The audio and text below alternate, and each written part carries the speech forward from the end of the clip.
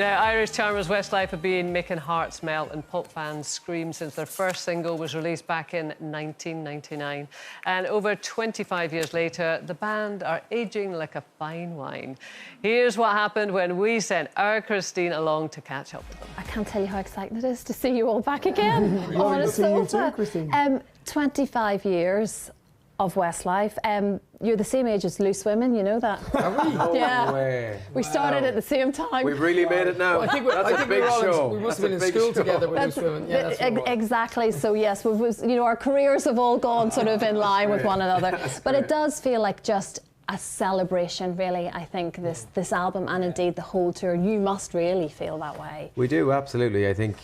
Like 25 years is a long time to be together as a band, but it does feel like the last few weeks, Christine, it feels like it's the energy we have is just massive at the moment.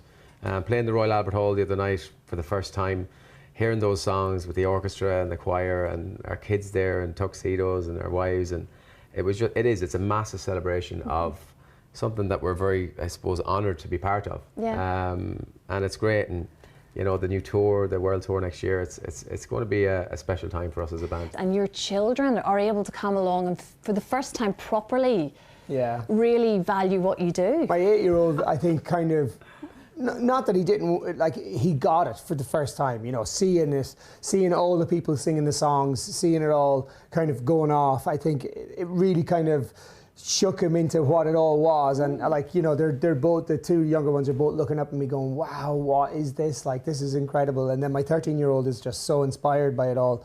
But I think, you know, for us, it's all about the families now. It's all about the moments. Like, you know, we have the memories that we have, but now we're creating memories for them as well, and having them there, you know. And I know I've said this story a few times, but Joan, you raised me up the other night. My 13-year-old boy had my wife in one arm, my mum in the other arm, and my two baby brothers in front of him. Two baby sons. His two baby brothers in front of him. And I was just looking up at them, and I was just like, wow, how have we got to here, you know? To think that we were only teenagers starting out, and now you fast forward 25 years later and all of the families are there celebrating this with us. You were tearing up. You actually started crying. He started crying on stage. Looking at them. I couldn't look at them. Do you approach touring differently now, though? I mean, is it all lemon and ginger tea and going to bed early, or is there still a bit of enjoyment and partying going on? There is, but look, obviously, you know, you got to mind your voice as well, you know. So obviously with the Royal Albert, we took it very easy this week. But last night, you know, we had a few drinks or 2 nights ago, sorry, after the show. We had a great party.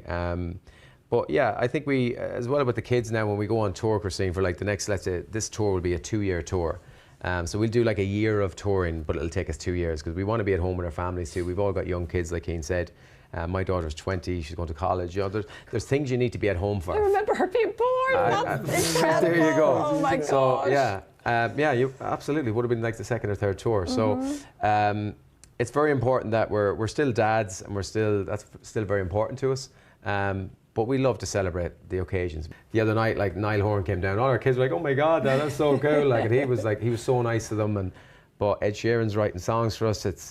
It's really nice to be doing what we're doing at the moment. Of course. Well, that's a huge collaboration, is it? As part of the new album. And Ed Sheeran, I know, loves Westlife, and it's actually happening now. Yes, this union has come about. It is, yeah. Well, it started in 2018 when we came back for the reunion, and we heard about Steve Mack, obviously our long-term writer, collaborator, producer, was writing "Shape of You" with Ed Sheeran a couple of years before that. And he goes, "Guys, like, Ed's a massive fan. We've written some songs for you." And we were like, "What?"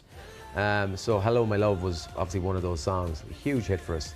But yeah, like, great to have him involved. He's obviously an amazing songwriter, but he's a superstar, proper all over the world superstar, that we were very honoured to kind of hear that story about him learning to play the guitar to Flying Without Wings.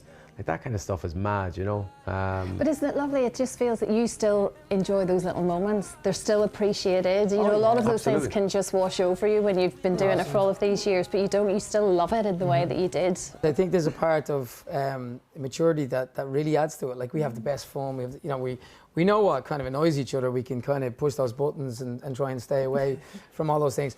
But we created something at 17, 18, 19 years of age that we loved. We got this great opportunity. You know, you have to have, I suppose, the talent to be able to do it, but the work rate and the attitude is so important. It's the same as sport and everything else. And we ran with that, and it just exploded for us. And when the band ended, I think it was the right time, but I think it was also tough on us all in 2012. The 2019 reunion was bananas. And Ed, that's when we met Ed, and he wrote "Hello, My Love" for us with Steve Mack. But now it's now I personally have actually started to speak to the likes of Gary Barlow, who says things like, it's all about enjoying it. And that's an easy thing to say, but it actually makes so much sense, because you have to be sitting there. It's not an easy thing to be traveling the world away from your family, but look at the amazing opportunity you're being given to be able to do it. So we are, putting these ideas together, and we're truly humbled.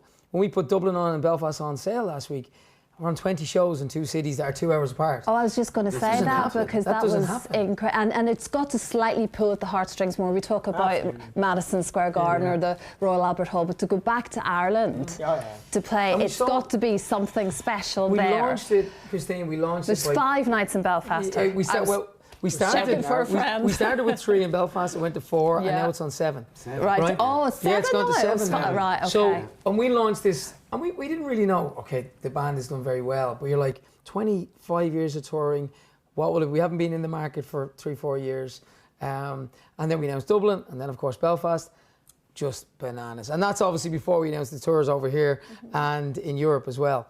And it's just been incredible. Like, pinch yourself moments all over again every day, You don't know how much time you've got left to be doing Westlife. Will we do another tour after this? We'd love to, but we don't know. You won't know that till the end of this one, and then you take a break. But it's such a marker moment. 25 years it's like that's a big anniversary. It's a big anniversary. I've actually lost count how many times I've seen you live. I shouldn't actually admit that. Never mind to you. But I actually genuinely, I know. You're more than welcome to any of them. Yeah, Is Frank a fan? Does he sing the songs? Are you kidding me? Yeah. Oh my God, I'll not even embarrass him by telling you his karaoke story about Westlife. But let's just say yes. Okay. Let's just say he knows a few words. Right, okay, yes. okay. We have to hear him sing that. Absolutely. No one needs to hear that, but we do need to hear you. Poor Frank, that's not right. No, it's fine. On a huge congratulations. Thank you so much. I feel like I've been at every junction in your career. You know that? Of course. Because I was with you when you did your first interview at BBC Northern Ireland, and I was behind the cameras then as a floor manager, and it's carried on since then when you kind of wrapped it out. Odyssey, and here we are now. And you came to our houses for the farewell. Spent a whole week with all of you in your houses. We go way back. You're part of this 25-year thing as well. I kind of feel like I am, to be fair. So anyway. But no, I have to say, but genuinely, when you say that, and I said this on stage the other night, it's not just about us. There is so much. Like, the media have been so good to us. Everybody in the world has been so good to us, and we're very grateful for that, because it can go the other way. It's very easy for it to go the other way, but we feel like, people are behind us, and our team, our management, like you guys, everybody, we've always felt that love, and I think, we want to say thank you to you guys too, Well, you can come on loose anytime you want. For the same age. I love going on loose the same women. age, It's always great fun going on absolutely. loose Yes, women. thank you so much. Thank you very much. Best of luck with everything. Can't wait to see it all. Thank you.